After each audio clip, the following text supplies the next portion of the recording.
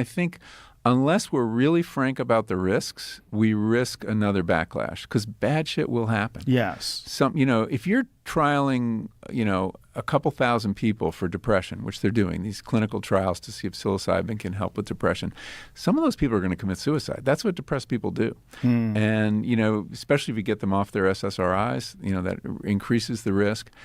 But that narrative, when someone in a clinical trial for depression with psychedelics gets out there, it'll plug into this old narrative about people jumping off of buildings.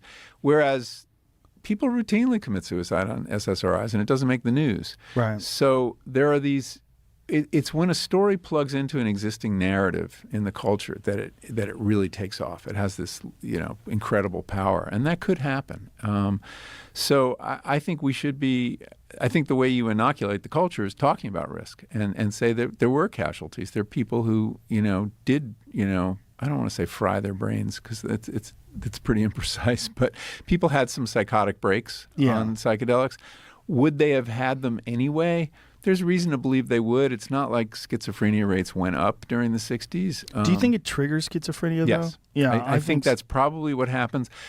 Any kind of traumatic experience can do it. Divorce of parents can do it. If you're at that age and you have that vulnerability, going to graduate school for a certain number of people does it. Extreme stress, and it can be an extreme experience. So there is a good reason that people, even second-degree relatives who have schizophrenia, you can't participate in any of these trials. They're screening people, and also for manic depression, they're screening you out, and there are good reasons for that.